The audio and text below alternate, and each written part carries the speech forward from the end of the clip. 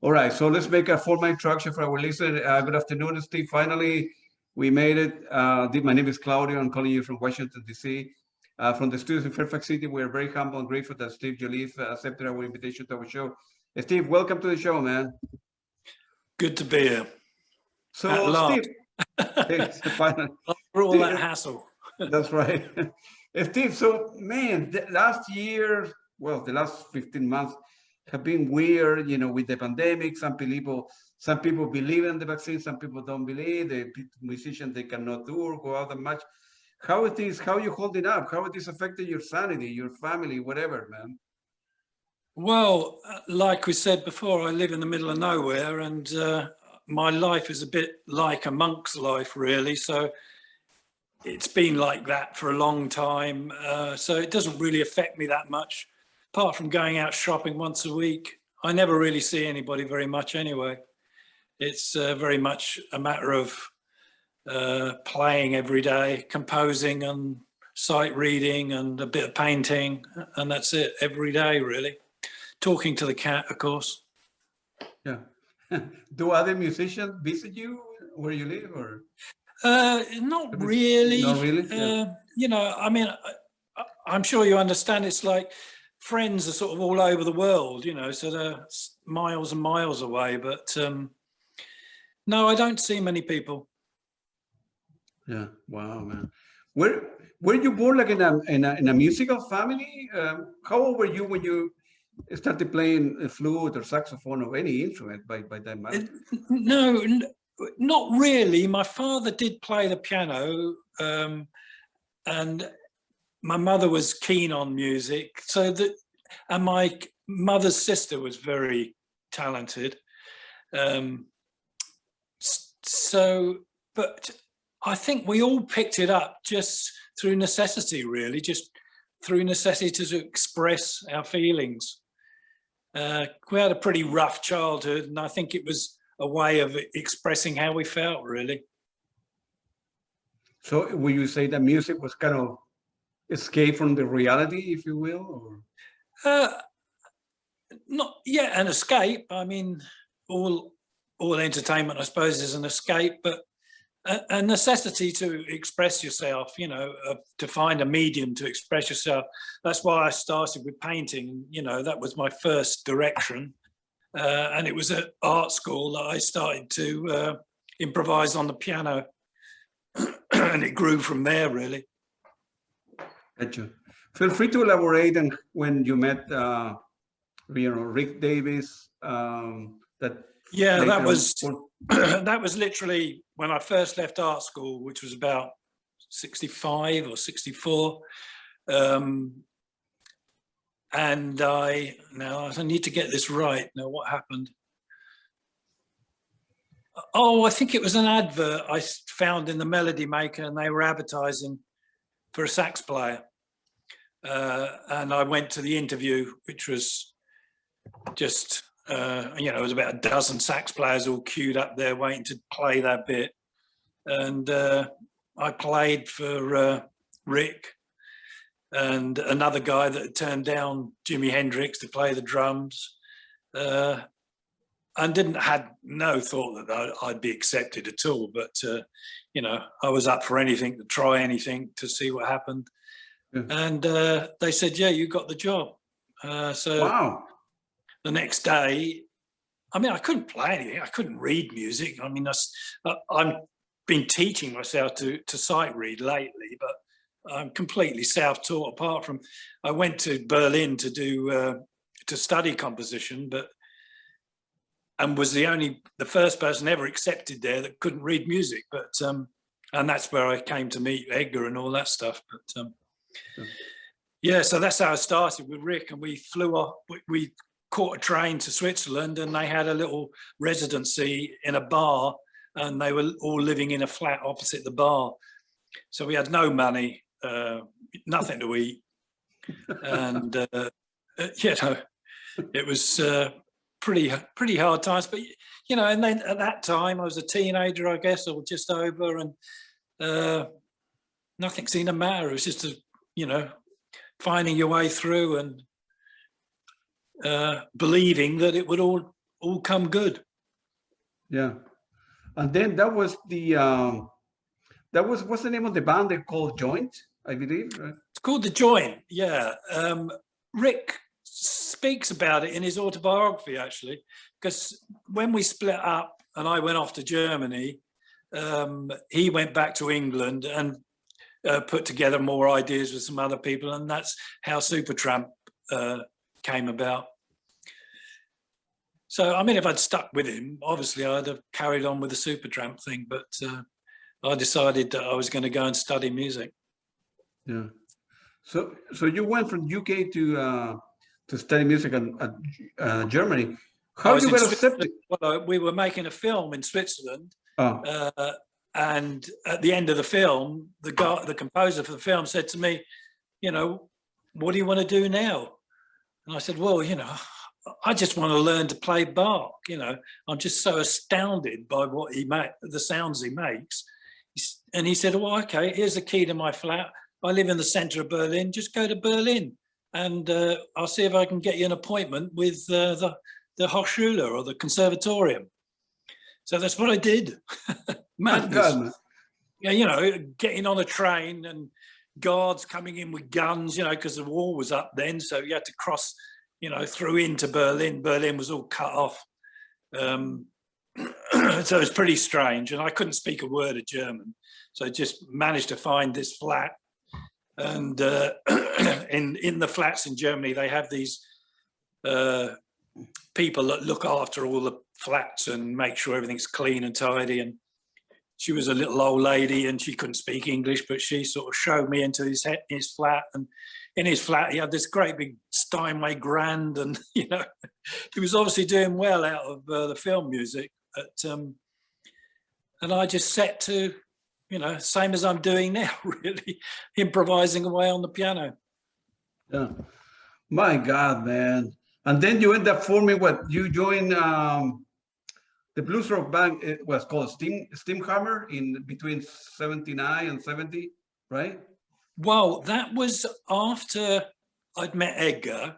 Okay. I was still studying composition in Berlin at the Konservatorium, and I met Edgar at the studio there, and he was a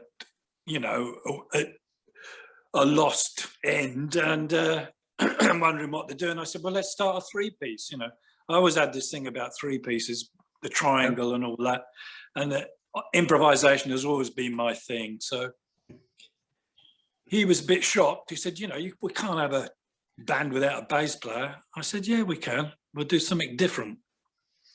And we just basically got a couple of echo chambers and just made a load of noises, really. I thought, well, it's never going to make any money. It's never going to be taken on by a record company, that's for sure. And we advertised for different drummers. We had different drummers come along, and Klaus was one of the people that came along to one of the interviews. And I'm not sure, I think maybe Edgar had known him before from somewhere, but he was quite keen to have him in to complete the three-piece. I wasn't really sure. He was quite young. He's a bit younger than me, Klaus. And, but, you know, he was very good, very fast, quite unusual. So he ended up being the third part of TD. And then, wow. We travelled all over Germany, you know, all these little clubs. Amazing stuff going on at that time. And it was, you know, I had so much hustle in Germany with people shaking their fists at me because I had long hair and a beard and everything, you know. And the Germans were still not long after the war, really, and they still had that mentality, and they were stopping you getting on the underground and shouting Studenten at you, you know. And I just had enough, you know. I just wanted to get away. I said to Edgar, look, I've just got to go home for a bit. So we had one last gig in Wiesbaden where I expect you heard the story where all the gear fell off the top of the car because we couldn't afford a van. We just had an estate car with stuff tied on the top, and the whole roof rack fell off. And it was when Klaus was going off to go to the toilet at the side of the motorway, he came back running with a white face saying, "There's nothing on the roof." I said, "No, everything I own is on the roof," you know.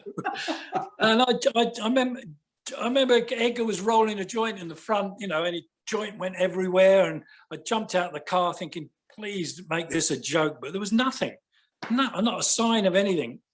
And eventually we found it on the motorway, you know, everything flattened, you know, my new Mark 6, which I'd managed to buy, you know. I thought, if I'm going to get an instrument, I want the best. I mean, it'd be worth, I don't know, 30 or 40 grand now. And it was just flattened. You know, it's just a piece of pancake. A lorry had just come along and run over everything, you know. But we got to Wiesbaden, and because we've been jamming in the car with the flute and the acoustic guitar, we did the gig in Wiesbaden with just the acoustic guitar and the flute. Very stoned. I seem to remember it being quite a good gig. And then after that, I just came home. My God, man. You know, I went back to the UK, and then Edgar phoned me about 3 or 4 weeks later and said, "Look, I think we've got a deal now." You know, they'd got some deal with a record company in Germany. Come back, you know. And I said, "No, I don't. I'm not sure." I said, "You know, we need a bit more support." And at the meantime, I put an advert in the Melody Maker saying, you know, oh no. Low battery. Yeah. I wonder if I can plug this in. Hold on a sec. Yeah. Take your time and plug it in. Yes.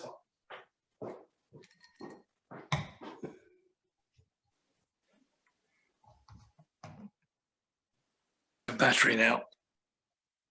Right. So, but let's go to, so how you end up meeting Edgar? I mean, how you end up going to a studio? How you know that he was there? Well, you know, I was always listening out for what was going on. Somebody must have told me, or somebody must have mentioned it, or I'd seen it in the paper or something or other, that they were doing electronic music in this studio. Yeah. And I'd always been interested in electronic music. Of course, that was in '96, mid-'60s, so there was no synthesizers as such. But it still interested me. So I thought, well, I'll go there and see what's going on.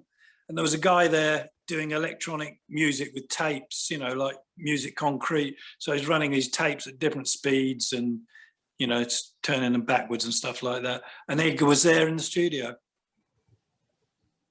Wow. Just hanging out, basically, you know, and wondering what he's going to do next. And little did he know, his opportunity was about to arrive. And so you got tired of living in England and so in the Germany, and I read somewhere that you didn't like the food that much, you know, because you're a vegetarian and people. I'm a very, very strong vegetarian. I cannot understand why people would want to kill animals. It just doesn't equate in my thinking at all. It's madness. It's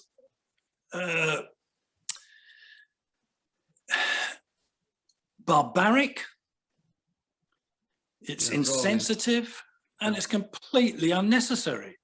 Yeah. I mean, you don't want to get me on that one. Yeah. I just love animals, you know. Here's one here, look, poppers. Yeah. There's somebody there in America, pop chops. Yeah, over there, look. Eh? Yeah. Who's that? Now, why would you want to kill her? That's right. No, I understand. You know, and what's the difference between her and any other animal? You know, they all think, they all see, they all hear, they have fears and gladness, and, you know, they have families. You know, why kill them? It's mad. Yeah, I agree with you. Yeah, I agree with you. So you went back to England and then, so you thought about, you know, what I'm doing next, and then so Edgar, like I said, email, you know, sending you letters in the paper, right? Yeah, and this band phoned up. I put in an advert saying multi-instrumentalist because, you know, I've always played loads of things. I get a kick out of learning new instruments, so at that time I was playing keyboards and lots of different types of woodwind, and apart from singing and stuff like that. And they phoned and said, oh, that they wanted somebody to pick up what they were doing. They'd signed a deal with CBS and they'd had one album out, which was a good album, actually. So I went and had a rehearsal with them, and they offered me the job. And, you know, basically, I thought I'd take this job to save me having to go back to Germany. But it turned out they were more popular in Germany than England, so we went straight back to Germany. So that didn't work. Oh, my God, man.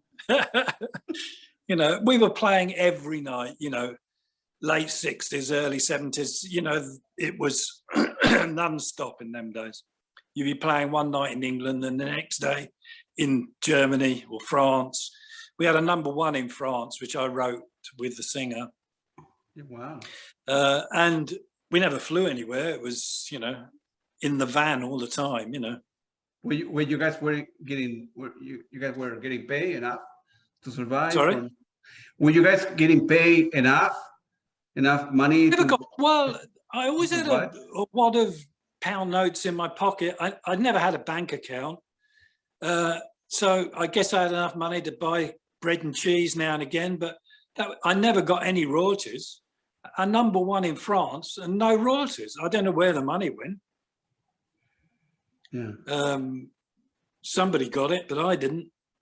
No, I never got any royalties at all. Yeah. And funnily enough, they've just re-released Steamhammer, that same album I did 50 odd years ago. They've re-released on a label called Repertoire, who's a company that, you know, pick up stuff from years ago. And it's doing quite well. And they're paying me royalties at last. So not very much, but at least it's okay now. Gotcha. So now Edgar Froese found out you're still living in Germany. I'm quite sure he tried to bring you back to with Klaus Schulze to the formation of Tangerine Dream, right? Yeah, he wanted me to come back to do stuff with this record company that he'd managed to find. Yeah. But like I say, I decided I'd had enough of Germany, so I joined Steamhammer. Yeah. My God, and then feel free. So you were touring with at the time when you were with Tangerine Dream and with Klaus Schulze, and in 1978 you to work on the album called Cyclone, which is a very good album. And now I understand your email address, the TD78. Yeah. I thought I'd try and make it simple, and for people that still follow that album, it's sort of it's a very good album, man. Yeah, I think it worked. You know, at the time, like with most albums at that time, I used to be a bit despondent when we'd finished and thought it wasn't quite right. But you know, after a year or two, you look back and you think, oh, it wasn't that bad. And I mean, that album developed from lots of ideas. You know, I just kept trying ideas. You know, I was really the mainstay behind that, because a lot of the thinking for Edgar and Christoph, they were a bit pissed off with what was going on and left me to it a lot of the time. So I did tend to take over a bit on it, but which probably upset people a bit. I didn't mean to particularly push towards the vocals. It was just one of the ideas. And Edgar said, oh, yeah, I quite like it. Let's keep it, you know. So we did. That was the first time I think Tangerine Dream have used vocal and lyrics, right? It was kind of revolutionary. Yeah. Yeah. And it's weird because I think it sort of worked because the vocals are all improvised, you know. I mean, I write lyrics the same way as I write music, and I just write what comes straight into my head as though I'm sort of copying it from some other worldly power. And so it comes out pretty nuts, but it sort of works for an instrumental band, I think. Yeah, no. I really like. I know there is. I read somewhere some criticism on the internet about, you know, Tangerine Dream being known for electronic music and vocals. And anyways, I don't care what everybody else think of that. it's a very good album. I really like it, man. And it was, Oh, I'm glad you do. you That's listen nice to lyrics know. and the music, and I like it. I don't care what everybody else think. Or, I mean, either I like Yeah, it right. oh, you know, you can't please everybody, and Yeah, everybody's course, on their own trip, aren't they? You know, like I've always said, listening's an art form, you know, and the listener's looking for their direction, the same as the musician is, and I quite respect all that, you know. So it doesn't concern me if somebody doesn't like it. No, of course not. So after that, you know, after Tangerine Dream and Steamhammer, you end up playing with other people's in between side projects, right? Between, I don't know, 78 and 83, I think, right? I was trying all sorts of things, you know. I'd formed a couple of bands and, you know, tried lots of different ideas, but nothing really. I think it was basically I was destined to write solo stuff. You know, I think that was the only thing that was going to please me. And I sort of understand that now. And over the last 40, 50 years, I've just developed that style of composition that expresses what I feel. And that's what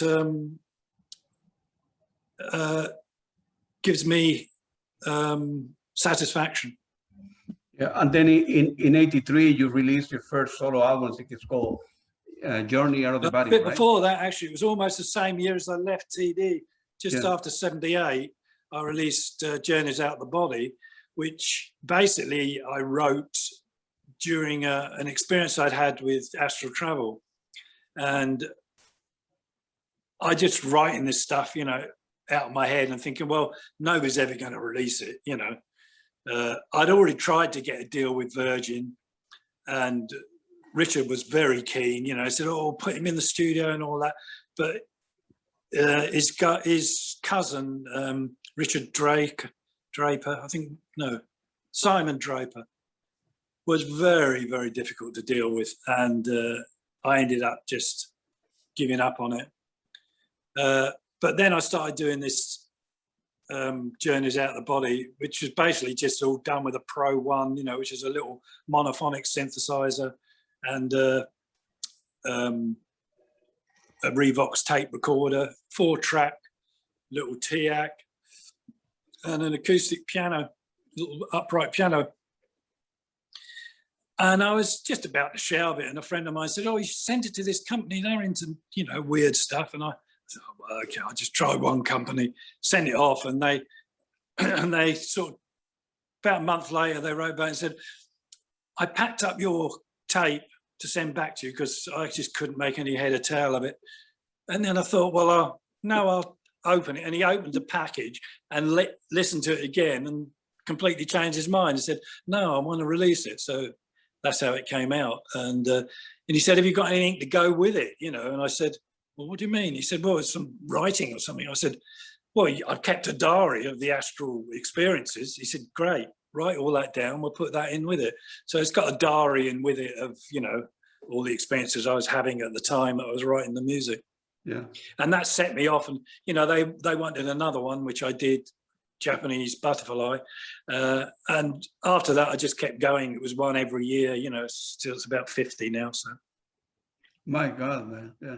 You always like, Steve, do more solo work than being in a band? You prefer to be like a I can't quite hear you. I have to speak up, Claudia. No, yeah. Do you always wanted to be on your own, like having your own group? Not particularly. I loved, you know, like with Steamhammer, it was an amazing band. You know, I just loved playing with them. The excitement on stage was fantastic. You know, it was blues based and very powerful. So I did enjoy that, and I just enjoy. I love music, so I enjoy playing with anybody that's, you know, doing something that's interesting. But I think the trouble is I have very specific ideas emotionally that I want to express. It's only really ever going to work by concentrating on my solo stuff. Right. You know, I'm always open-minded to try other things, but, you know, as you get older, it's sort of like, it's become ingrained now. I just, I enjoy it. It's a discovery. You know, it's like a diary. I always say my music's like a diary of my life. And every year I'm looking at a different direction and discovering new ideas. And of course, with equipment, I've always loved the tech in gear, you know, and getting new stuff, which is what I'm doing now with this audio modeling things with a company called Swam. And that will be the next album that's going to be very much dominated by the audio modeling instruments, which the last album, I forget the names of the bloody albums, there's so many of them. Sent and Returned or something, I think it's called. Lost and Returned, that's right. Yeah. I started using stuff from Spitfire with the MIDI wind instruments. So that sort of was the beginning of it, really. But this company that's called Audio Modeling that does this SWAM stuff, it's just mind-blowing. It's so much like the real thing. It's incredible. So no samples, you know. It's all done with algorithms. Yeah. So after I find all that stuff interesting. You know, I find discovering new things fun. It is important to you to keep on working on your own and try to do things your own and express yourself, find your way. And you'll have to speak up as clearly as you can because I've got rain coming down on the roof. Yeah, no, that I'm saying that you enjoy more exploring your own ideas that come to your head and keep on working on your own instead of perhaps going to a band. You will get, I don't know, you will like it for a while, but after a while you say, no, I don't like the direction where the band is going and I want to do my own thing. And that's what much... it's a different thing, isn't it? With a band, you know, you've got a lot of other people to considerate, right. And they are, you know, they've all got their own ideas, and that's what makes a good band, because they all come together and it all joins up and comes out as something total from everybody. But you know, then you've got all the politics of getting people together and the traveling and the, you know, so in the end I don't get out as many ideas as I'd like to. And working on my own, I can really get deep and concentrate on something. I think about things a lot, you know. At night I sort of lie awake and I enjoy thinking and working out directions and problems, if you'd like to call them that. I enjoy the whole direction of it. It's not much different to somebody writing a book, really. It's the same sort of thing. On doing a painting, you just get into a discovery of a new idea that you've had, and it's fun. You know, I enjoy it. It's still enjoy it after 50 or 60 years. Sure. You know, so it's obviously with me till the end. Yeah, absolutely right. So if you haven't stayed with Rick Davies, you would have joined Supertramp, and then your life would have gone into completely different directions, right? So it would have been completely different, the same as it would have been completely different if I'd stayed with Tangerine Dream. Yeah. And I often think about that because, you know, it was disappointing for me that we didn't carry on, because I think we started something new. Yeah. And we should have developed it. So I found that a disappointment. But then again, if I hadn't have left, I wouldn't have concentrated on my own direction. I just wouldn't have had the opportunity to be that selfish, you know. Sure. But by the way, I heard that Klaus Schulze is not doing that well. You know, physically. No, I've heard that. I think he's got kidney problems, isn't he? I think he's on a dialysis. Yeah, he's on a dialysis. You know, I went to visit him a while back, and we did some music together. No, I didn't know. Yeah. Yeah, we did an album called Meditation. Yeah. Which I did at his house in Hamburg. Yeah. But I'm sorry to hear that. I've always liked Klaus. He's a real gent. Yeah. I wish him well. Yeah, I'm in touch with other people, and I wanted to interview him from the show, and it's not possible either. You know, he's not doing any interviews at all. You know, video or audio or written, nothing. So, yeah, he's going to dialysis, so it's tough. Yeah. And yeah, because I like the stuff. And then I was listening last night to some of your records, right? The one from Beyond the Dream from 1984. Yep. And that's a very good album, man. How did stuff came together? Yeah. Yeah, it was sort of my last attempt at combining vocals with instrumental, you know. Not to say that I won't do it again, but I've never found it necessary so far. Yeah, I think it worked pretty well, Beyond the Dream. Yeah. And then were you that at the time were you selling, you know, you were not touring that much, but were you selling enough record to make a decent living or? No, I've never really made any money out of music. Most people think I have because I live in a nice house, but no, it's been, the trouble is I've been too much into the idea of creating and not thinking about business. That's the difference between me and Edgar. Edgar was a very good businessman and he made sure he got all that together, which I praised him for. He did very well. But I've never been good at the business side.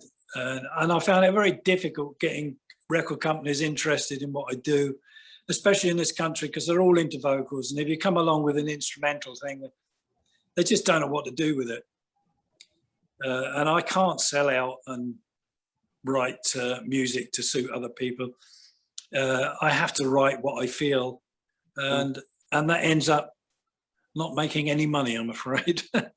But lots of rewards in other ways. That's right. Another great album is called Sansi from 1996.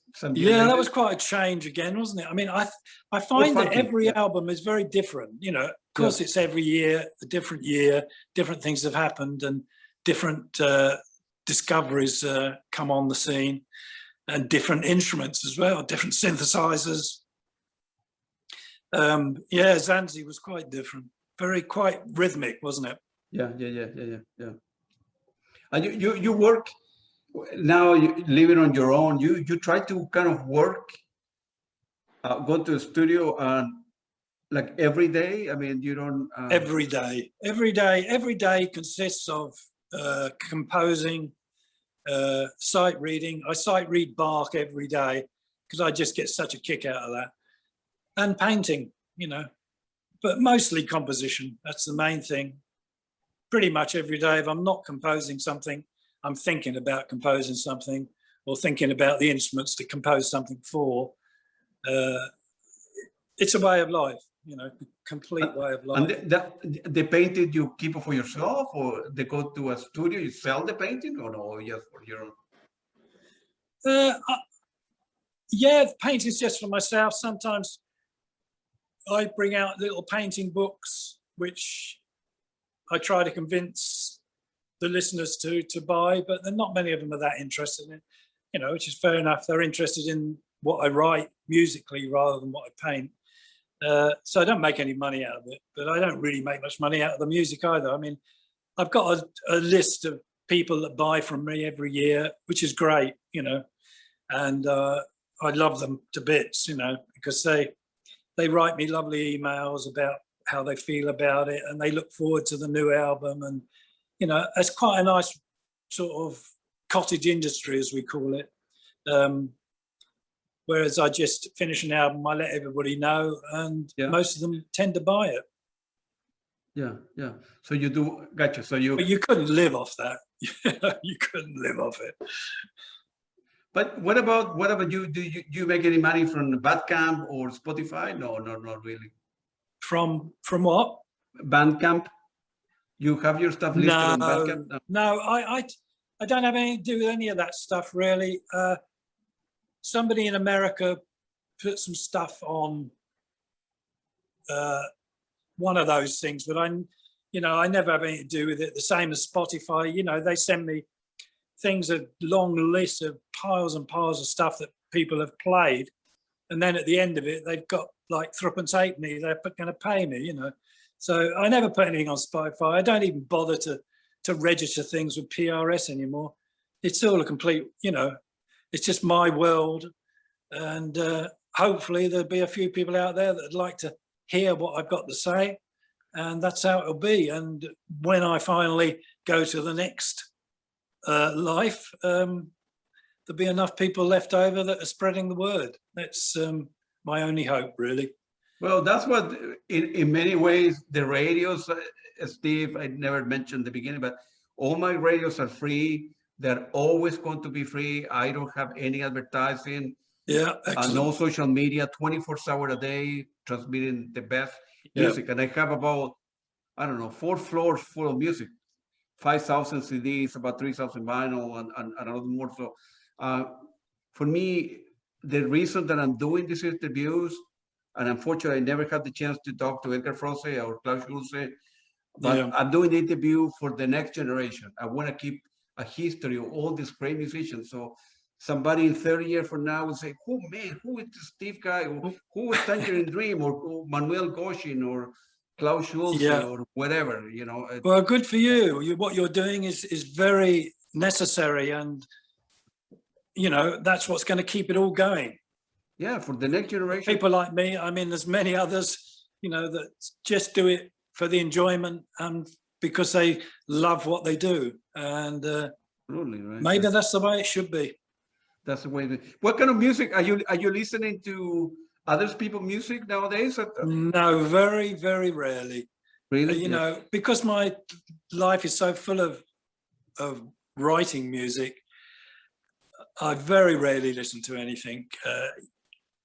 And I'm very particular, obviously. That's why I write music, because I can't find anything to listen to that sort of answers my pathway. You know, have always been a huge fan of J.S. Bach. You know, I just feel that what he does is so incredible.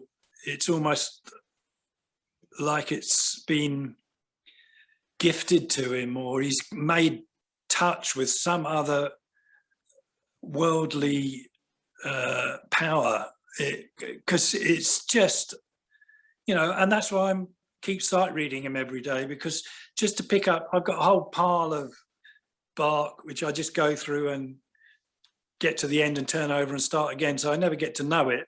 So but sight reading it, you just follow what he's doing, and it's so inspiring and exciting.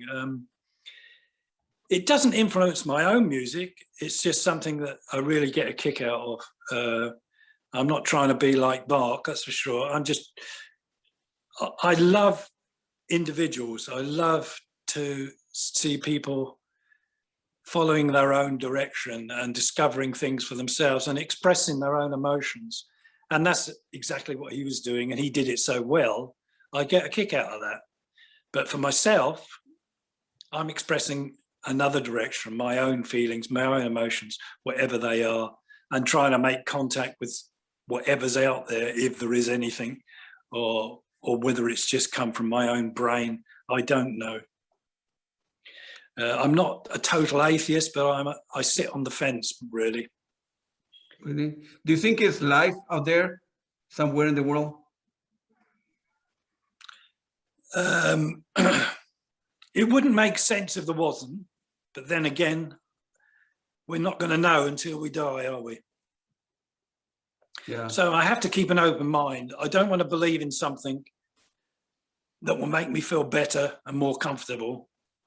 So, you know, if I go to church every day and pray that, oh, I'm going to be saved, I'm going to feel more comfortable. I can't do that. If there's something out there, I'd love to know about it. And I respect people that believe there is something. And, you know, in different religions, I'm not poo-pooing them in any way. But for me, I have to know for sure that it was real. And nothing's proved that to me apart from what Bach expresses in his music. That's the only thing that's made me think, yes, it could be something else. Yeah, gotcha. Because it's not possible to write something like that, as far as I'm concerned, without being in contact with something, some higher power. Yeah, no, I know exactly what you mean. Do you miss now that for many years now you've been living on your own and in the place in England where you are? Do you miss touring and playing live for other people, or doesn't you Yes, can I live without I always loved playing live. I got an excitement of it, and it wasn't just to be seen and the praise and all that. Although obviously I enjoyed that. I just love making contact with people, and I do miss that. Yeah, and I think about that regularly, about doing more concerts. Again, it's very difficult because you need a promoter to really organise it. I can't really do that. I can organise a gig, I could probably book the hall, but then you've got to promote it somehow, and that's beyond me, really. So anything that turns up, I grab with two hands and go and do it, which I did a few things in Poland recently with a good friend who lives over there. I've done a couple of things in America. So if anything turns up, I'll do it, but no ideas yet. I'd like to do something with these MIDI wind instruments just to show people how they work, maybe do some videos or something of them. Yeah. And because they're quite stunning. Yeah. Well, you are always welcome to, if you come here to the United States, you can always stay. I own a big house, so you can always stay here. I live thank you, Washington, Claudio. I'll keep that in mind. I've got other friends in Washington, as it happens, and really, well, an old girlfriend who was 15 when I first started going out with her, and we've always stayed in touch. And she's now an art sort of agent, so she's trying to organise an exhibition for me in Washington. So you never know, I might end up there. If I do, I'll make sure I contact you. Yeah, if I'm going to London, man, I will definitely end up, visiting. Well, you're welcome. You just call me and you come and stay. You'll love it here. It's Thank you very much. A really amazing place. The deer wander through the garden, and it's full of wildlife. And got you. Are you still in touch with like other musicians, the people that you have played? People from Tangerine Dream or Chris Frankie or no, I never. I mean, there's only Christoph left, isn't there? Yeah, Chris. Yeah. It doesn't sound like Klaus is going to be very talkable. No. And Christoph, I don't think I ever had a conversation with him. I can't remember ever. Even though we worked together all that time, I can't remember sitting down with him and having a conversation. Or going for a beer or go coffee, nothing? No, never. No, never. Yeah. Wow, never. Strange. Yeah. I mean, I like Christoph, and I respect his work. He's done some good stuff, and I think he was a very big part of TD making it. He was one of the first to do that whole sequence of thing, and he does it very well. He's a real techo, and he comes at it from a mathematical way, and I have a great respect for him. Yeah.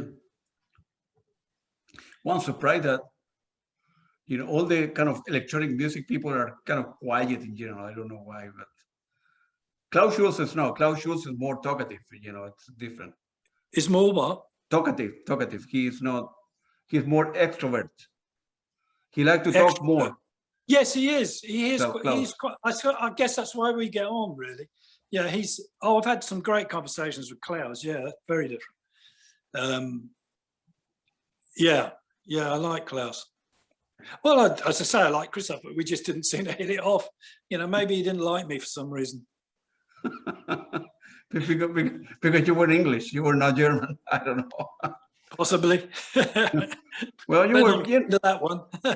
Yeah, you were. I think at the first. I think I was reading an interview somewhere that you did that they call you the first student of Berlin High School who didn't come from Germany, who didn't know how to read music or something like that, or whatever they call you? Well, yeah, when I went for my interview there, I just Yeah. had to sit in front of 5 professors and just improvise on the piano for 20 minutes because I couldn't read music and I couldn't play anything from anybody else. Yeah. I still can't really. And they just all sat there, po-faced, you know, looking at me. And I finished and I looked round and they're all just sat there, not a smile or a murmur or a, you know, good or bad. And so I just walked out and thought, well, there's no way I'm going to get in here. You know, they don't like me, obviously.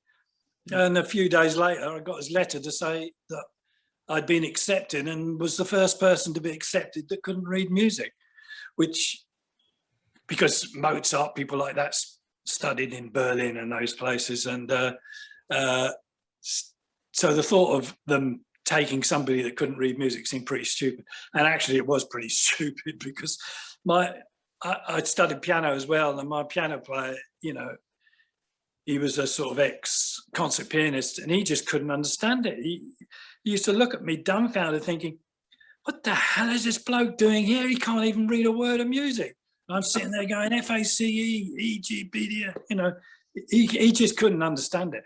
And to be honest, I appreciate his feelings because what can I learn? You know, they're teaching a system that relies on you being able to communicate with notes on a page, and I didn't know anything about it. It was a language I didn't know. So, and my composition teacher, well, all he did was want to have tea and talk about England. So I never learned a thing there. Well, but the thing is, you look back in your life, 50 records later, you're still around. And some of the people that knew how to read music, probably they did have a successful life like yourself. So it wouldn't have made a difference. Well, you know, yeah, it's always been improvising for me ever since I was a teenager. And I did a concert for my brother, you know, as a sort of one-off, and got about 4 bars in and completely got in a muddle and went all over the place and embarrassed everybody, including myself. And I thought, at that point, as a teenager, I'm never going to try and play anybody else's song again. And I never have. And I've always just improvised. Everything I do is improvised. So everything you hear is just improvised.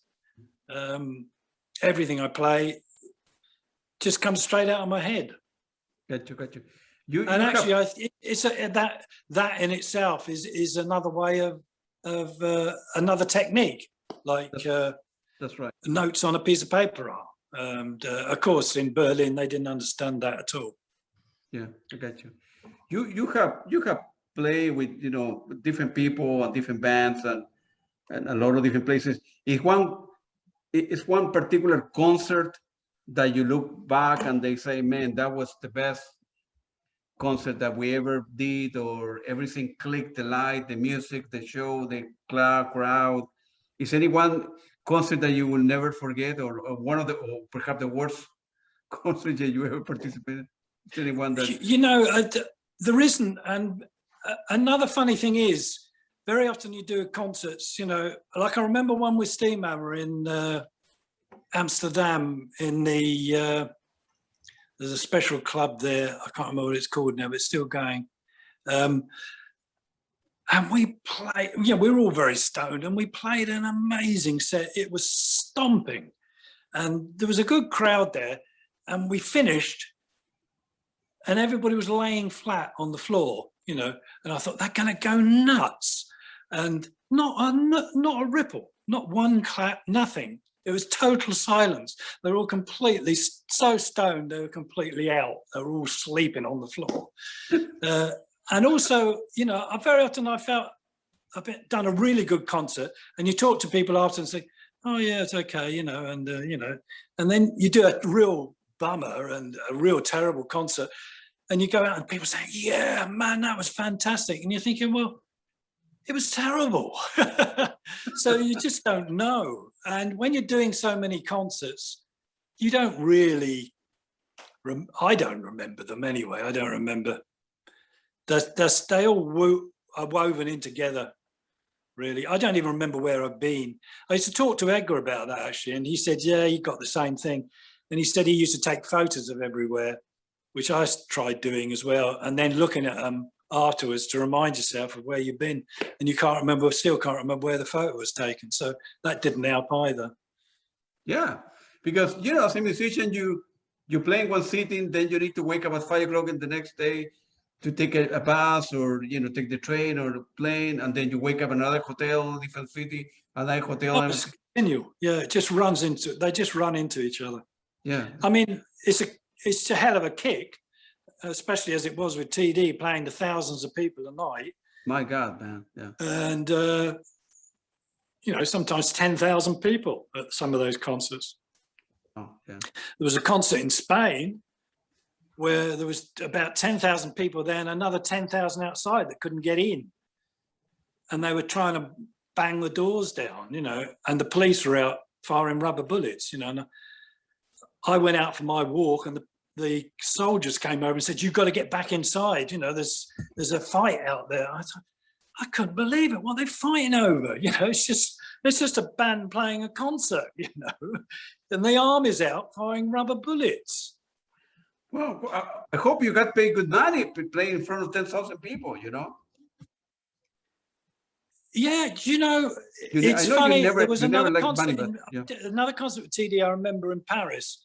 And we went out, and usually when you come out on the stage, because all the lights are on you, it's just black. You can't see what's out there. That's right, yeah. And I remember walking out on the stage, and everybody lit their lighters to light their joints probably, and to sort of, you know, a thing that they do. And there was just this mass of these little lights going right back into the distance. I thought, my God, I didn't realize there was that many people out there. That really freaked me. Not that I suffer from stage fright, but that was quite an event. I remember that.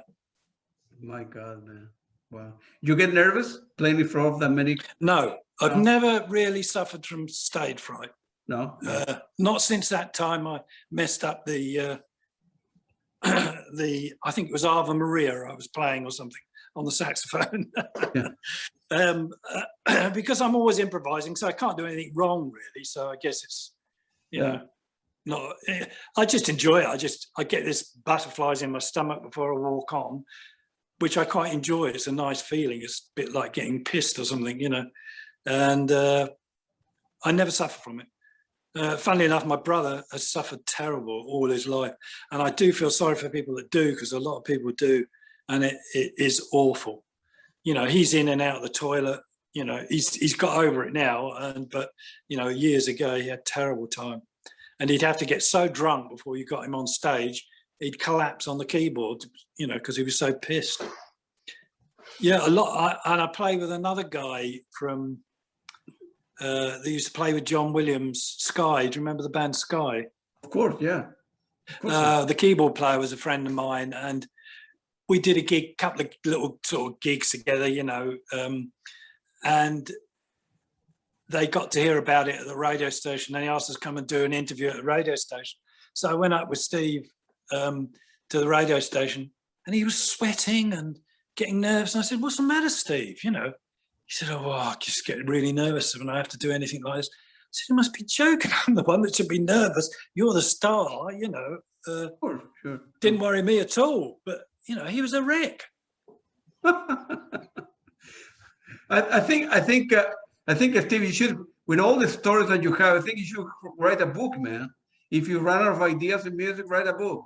People I have buy written it. a book. Huh? I have written a book. I wrote an autobiography. Oh, really? Yeah. Oh, I didn't know that. If you look on my website, you'll see it there. Yeah. Oh my God. Yeah. No, I didn't know that. Yes, I've written an autobiography. It's short, but it's there, and it goes into some of the stuff that happened with TD and Steamhammer, and, you know, from my childhood up until when I finished writing. It was sort of like about 2000, I think. So it's there. And I've also released a couple of painting books also. They're on the website. Well, maybe I gotta get see, if I visit you, I will buy a copy of the book, and you, or you know. Yeah, that's fine. Yeah, absolutely. Yeah, but definitely, I'm very interested in getting all your music, man. So that it's another excuse. Well, if you for have me any problems, you to go and know, visit you've got you. my website, my email address, TD78, which everybody knows, TD78 at mail, not Gmail, just mail, TD78 at mail.com. You can write directly to me and I'll write directly back to you, and anything you want, I can send you. You know, I make copies of all the albums, all 50 albums. So. Yeah, wow. Great. And all the books, you know, so it's, everything's available. Got you. Well, thank you very much, Steve, for your time. I'm quite sure we'll stay in touch. And if you need anything here from your friend in Washington, D.C., or if you need me to send you anything from here, can be posted. And I hope when I'm in the UK again soon, I hope, and I will visit you. Don't forget, you're very welcome. Just call me. And we'll get together for dinner or beer or something, or wine or whatever. Yeah, there's a great pub down my road, which is really good. Old 14th century pub. And I've got a big house with loads of rooms, so you've got somewhere to stay. Thank you very much. I appreciate it. Have a great afternoon, man, and enjoy your weekend, man. Thank you very much, Stephen. Great. Thank you, Claudio. Thank you. Appreciate it. Thank you. Bye.